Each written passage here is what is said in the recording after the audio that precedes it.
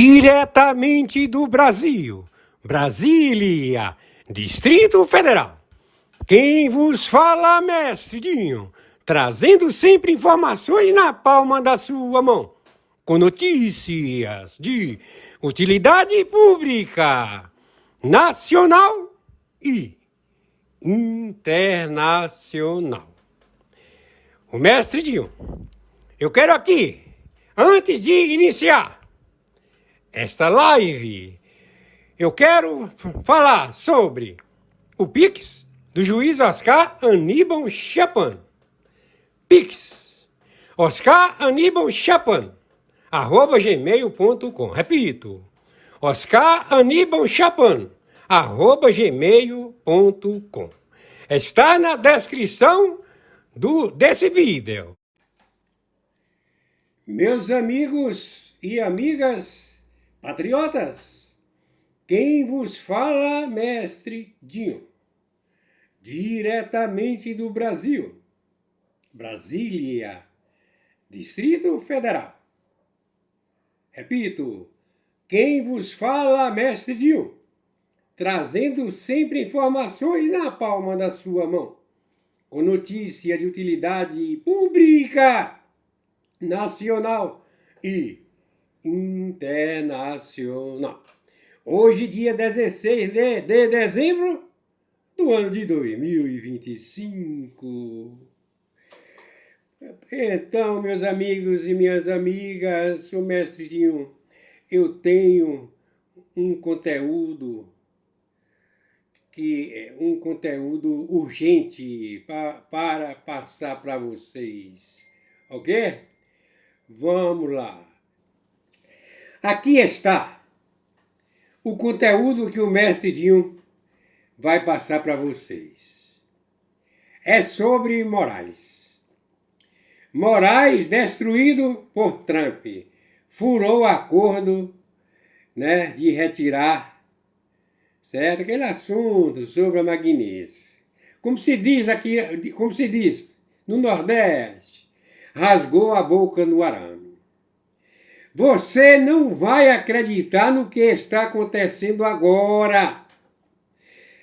Meus amigos e minhas amigas patriotas, a situação do nosso Brasil é uma situação caótica, dramática, melancólica. Nós, patriotas, sabemos o perigo que está sendo o Brasil, porque esse sistema político, eles não são do bem, certo? Então, por quê? Porque eles estão juntos com os terroristas, traficantes e comunistas. Eu vou logo aqui no assunto, certo? O jornalista aqui desse canal, eu irei aqui, vamos lá. Você não vai acreditar no que está acontecendo agora. E eu digo isso com total responsabilidade. Enquanto muita gente ainda tenta manter alguma esperança no futuro do Brasil, o que está se desenhando nos bastidores é algo que poucos estão tendo coragem de falar. O jogo mudou, as máscaras estão caindo, e a sensação é de que existe uma força trabalhando para esmagar qualquer reação popular, qualquer tentativa de correção de injustiça. O que parecia um pequeno avanço virou uma armadilha, e quem acreditou em acordo, em palavra dada, pode ter sido enganado da forma mais cruel possível. Fique comigo até o final, porque o que eu vou te explicar aqui não aparece na grande mídia do jeito que deveria. E mais, o que está em risco agora não é apenas um projeto de lei, é a própria ideia de justiça, de equilíbrio entre os poderes e de respeito ao povo que trabalha, paga imposto e só pede uma coisa. Eu tirei tudo que eu tinha da caixinha lá do roxinho. Quando eu tirei tudo que eu tinha da caixinha do roxinho, eu decidi fazer um teste. Então peguei e deixei. Tratamento igual perante a lei. Preste atenção nesse ponto, porque ele é fundamental para entender a gravidade do momento. Enquanto no Senado existem articulações para transformar a dosimetria em algo muito maior, algo que poderia significar um verdadeiro alívio para milhares de famílias, Surge uma reação imediata vinda de onde menos deveria vir resistência política. O que antes era vendido como um acordo possível, aceitável, virou agora um discurso duro, frio e calculado, como se o combinado nunca tivesse existido. E isso não é coincidência. Isso acontece exatamente quando a pressão popular começa a mostrar sinais, quando as ruas já não respondem mais como a esquerda esperava, quando o medo de perder o controle começa a bater. O recado é claro: se depender deles, nem redução de pena, nem anistia, nem recuo algum. E a pergunta que fica é: até quando o brasileiro vai aceitar esse tipo de jogo sendo feito por cima da sua cabeça? Para entender como chegamos até aqui, é preciso lembrar de algo que muita gente tenta apagar da memória. Antes mesmo dessa confusão toda, o projeto de anistia tinha força, tinha votos e tinha caminho aberto. A urgência foi aprovada com mais de 300 votos na Câmara, algo raríssimo, algo que deixa claro que havia vontade política real. Isso permitia que o texto fosse direto ao plenário, sem manobras, sem engavetamento, sem aquelas comissões usadas para matar projetos silenciosamente. O recado da Câmara foi direto: existe maioria para avançar. Mas foi exatamente nesse momento que o sistema entrou em ação. Mudaram o relator, colocaram alguém alinhado aos interesses de sempre, alguém que não representa a indignação popular, mas sim os acordos de bastidor. E ali começou a virada de mesa que pouca gente percebeu no começo, mas que agora está escancarada. E aqui é onde a história fica ainda mais pesada. Esse projeto, que era de anistia, foi deliberadamente transformado em outro. Não por debate público, não por pressão da sociedade, mas por imposição. A mensagem foi simples e brutal: ou aceita a redução mínima das penas, do jeito que nós queremos, ou não vota nada. Sem emenda, sem ajuste, sem discussão. Isso não é negociação. Isso é chantagem institucional. A Câmara, que deveria ser a casa do povo, foi tratada como figurante. E pior, tudo isso aconteceu sob a justificativa de que seria o máximo possível. Muitos aceitaram achando que era um passo inicial, um começo de correção. O problema é que agora fica claro que esse passo pode nunca ter sido real. Pode ter sido apenas uma forma de ganhar tempo, esfriar a revolta e neutralizar a pressão popular. Quando o projeto chega ao Senado, surge uma nova expectativa. E não é uma expectativa vazia. O relator deixa claro, em palavras diretas, que o Senado não é cartório, que ali existe debate, divergência e espaço para emendas. Isso, para quem acompanha política há décadas, acende uma luz no fim do túnel, porque significa que ainda existe ali um ambiente onde o jogo não está totalmente controlado, onde o texto pode sim ser alterado para refletir o sentimento das ruas. A simples possibilidade de uma emenda de anistia já causa desconforto em quem achava que tudo estava resolvido. E é justamente por isso que a reação começa a ficar mais agressiva, mais pública, mais desesperada. Quando eles sentem que perderam o controle total, o tom muda. Agora, vamos falar da rua, porque isso incomoda muito mais do que discurso bonito em plenário. A esquerda tentou reagir, tentou mostrar força, convocou manifestações contra a anistia, mas o resultado foi muito abaixo do esperado. E os números não mentem. A presença caiu, a mobilização encolheu e o contraste ficou constrangedor quando comparado aos atos da direita. Mesmo sem máquinas, sem sindicatos forçando presença, sem dinheiro público bancando estrutura, a direita levou mais gente às ruas. Isso não é detalhe, isso é termômetro social. Mostra que a narrativa de que a sociedade rejeita a anistia não se sustenta com a mesma força de antes. E quando essa narrativa começa a ruir, a estratégia muda. Sai o argumento político e entra a pressão institucional. Só que aí acontece algo que muda completamente o clima do jogo.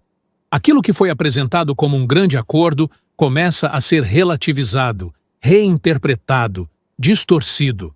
Ministros que participaram de conversas, reuniões e articulações passam a adotar um discurso completamente diferente, como se nada tivesse sido combinado. Você sabia que existe um aplicativo de celular que só de deixar ele aberto você consegue fazer esse valor aqui? Isso mesmo, 30 minutinhos que você passa. Surge então a ideia de que até mesmo a dosimetria poderia ser ignorada, anulada ou considerada inconstitucional. Perceba a gravidade disso. Primeiro dizem que anistia é impossível. Depois, aceitam a dosimetria como solução intermediária e agora sinalizam que nem isso será respeitado. Isso não é apenas incoerência, é quebra de confiança institucional. É o tipo de postura que faz o cidadão comum perder completamente a fé no sistema. O argumento usado agora é técnico, jurídico, cheio de palavras difíceis, mas o efeito prático é simples de entender. Dizem que mudar regras para beneficiar réus seria uma afronta à autonomia do judiciário. Só que essa narrativa ignora um ponto central. A lei é geral, abstrata e vale para todos. Não tem nome, não tem CPF, não tem destinatário específico. Esse tipo de mudança acontece o tempo todo no Brasil quando interessa ao sistema. O problema não é o princípio jurídico, o problema é quem se beneficia. Quando o beneficiado não agrada, aí a regra muda, o discurso endurece e a interpretação vira arma política. E isso o público sente, percebe e guarda. É nesse ponto que muita gente começa a ligar os pontos e perceber o tamanho da manobra. A anistia foi enterrada com a promessa de que a dosimetria seria respeitada. A dosimetria foi aceita com a promessa de que traria algum alívio. E agora, quando esse alívio ameaça virar precedente, surge a ameaça de anular tudo. Isso soa como bode na sala, como estratégia para assustar o Senado e empurrar todo mundo para a defensiva. A mensagem implícita é clara. Se insistirem demais, não terão nada. Esse tipo de pressão não aparece em manchete, mas define decisões. E é exatamente por isso que este momento é decisivo. Ou o Senado se afirma como poder independente, ou aceita ser conduzido pelo medo. Para quem acompanha a política há muitos anos, isso gera um sentimento misto de frustração e alerta. Frustração porque fica evidente que boa parte do jogo não é jogada às claras. Alerta porque, quando acordos deixam de valer, qualquer limite pode ser ultrapassado. Hoje é a dosimetria. Amanhã pode ser qualquer outra pauta que desagrade. E o brasileiro mais velho, que já viu planos econômicos confiscarem poupança, promessas virarem pó e instituições falharem, reconhece esse cheiro no ar. É o cheiro de instabilidade disfarçada, de legalidade. É por isso que você precisa acompanhar cada passo, cada voto e cada sinal daqui para frente, porque nada está garantido. Se você está chegando até aqui, é porque essa informação importa para você. Então, eu te peço uma coisa simples, mas que faz toda a diferença. Deixa o like agora e se inscreve no canal. Isso ajuda esse conteúdo a chegar em mais brasileiros que também não aceitam essa situação calados. O algoritmo só entrega esse tipo de verdade quando vê engajamento. Então aperta o like, se inscreve e ativa o sininho, porque aqui você não vai ouvir narrativa maquiada, vai ouvir o que realmente está acontecendo. Diante desse cenário, surge a grande dúvida que muita gente evita falar em voz alta, mas que está ecoando nas conversas de bastidor e nas mesas de família. Até onde a direita deve ir? Aceitar o que sobrou, com medo de perder tudo, ou forçar a mão e expor de vez o jogo que está sendo feito? Não é uma decisão simples, porque envolve risco, mas também envolve dignidade política. Quando se aceita qualquer coisa apenas para não desagradar, abre-se um precedente perigoso. Mostra-se fraqueza. E política, você sabe muito bem, não respeita quem demonstra medo. Esse é o dilema que está colocado agora, e ele não será resolvido com discurso bonito ou nota técnica, mas com posição clara. Ao mesmo tempo, é preciso ser honesto com você que está assistindo e que já viu muitas promessas morrerem no meio do caminho. Ninguém aqui está vendendo ilusão. O cenário é duro, o ambiente é hostil e a chance de frustração existe. Mas existe algo ainda mais perigoso do que a frustração: a desistência. Quando o cidadão desiste, quando ele aceita que é assim mesmo, o sistema agradece, porque nada fortalece mais quem concentra poder do que uma população cansada e silenciosa. Imagine criar um aplicativo com a sua assinatura, só com o poder da imaginação. Conheça a Base 44. Por isso, mesmo diante desse jogo pesado, cada pequena reação conta. Cada pressão legítima, cada debate exposto, cada voto cobrado faz diferença, ainda que não apareça de imediato. E aqui entra um ponto que muita gente ignora, mas que é decisivo. Nada do que está acontecendo agora teria chegado a esse nível se não existisse algum tipo de reação anterior. O simples fato de a anistia ter avançado, de a dosimetria ter sido aprovada e de o debate ter chegado ao Senado já mostra que existe medo do outro lado. Medo de perder o controle da narrativa, medo de ver o Senado agir com autonomia, medo de que a pressão popular volte a crescer. É por isso que as ações ficam mais bruscas, mais ríspidas, mais autoritárias.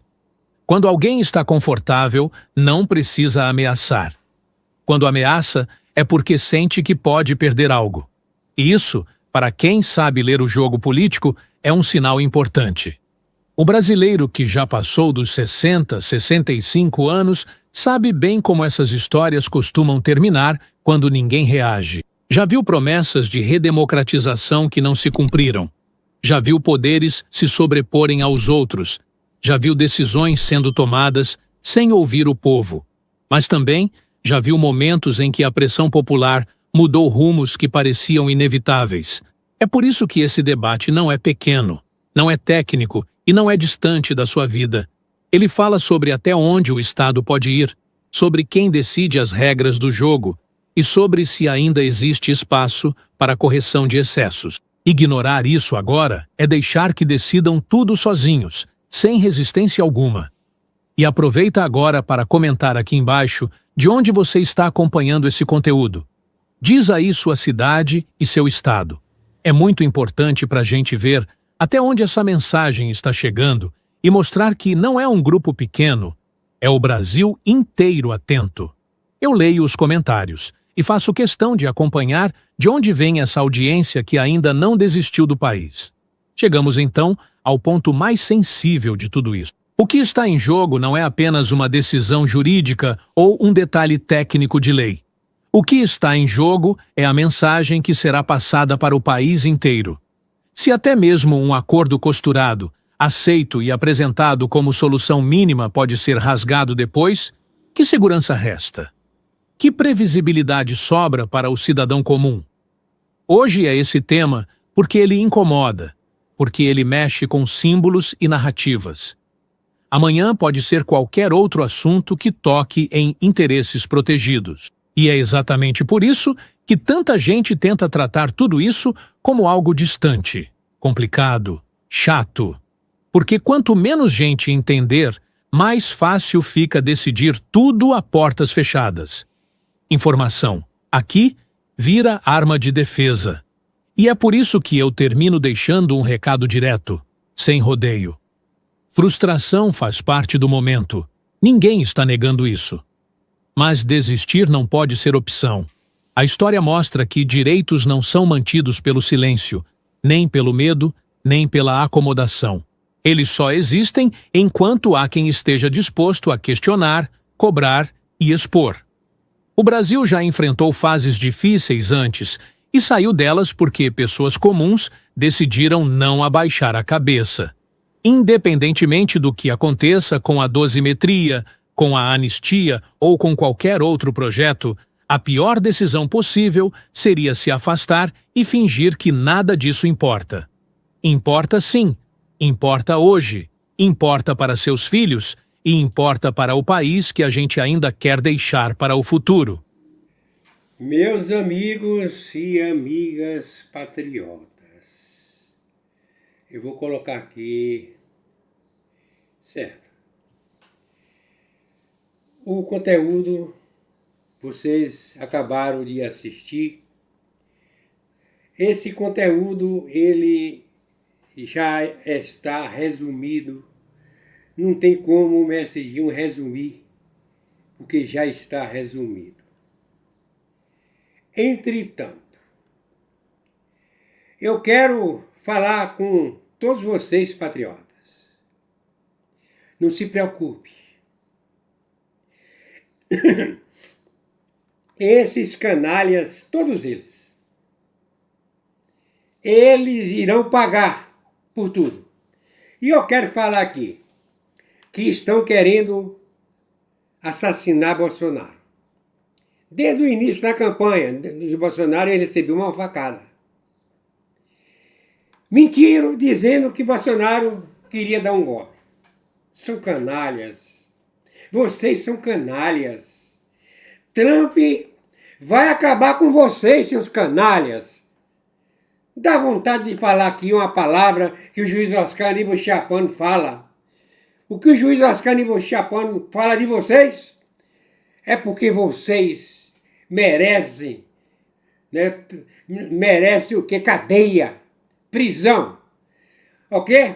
Então, eu repito, Bolsonaro está em perigo, estão querendo assassinar Bolsonaro, estão querendo assassinar Trump. E, meus amigos e minhas amigas patriotas, está na hora do povo ir para as ruas.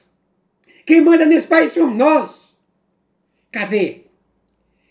Né? O Congresso Nacional é só o Congresso Nacional, através dos deputados e senadores, poderão resolver essas palhaçadas, certo? Criminosas.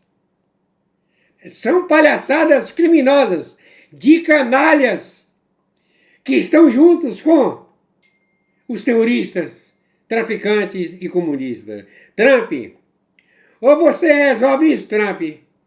Você tem de resolver primeiro aqui no Brasil e em outros países. E Deus vai te usar para você limpar essa sujeira, essa podridão, né, que está acontecendo no planeta Terra. Eu quero aqui, no nome de Senhor Jesus Cristo, encerrar. Deixa eu ver aqui, encerrar esse conteúdo com apenas uma palavra. Ou mesmo, eu quero primeiro dar um bom dia, boa tarde e boa noite. Fui!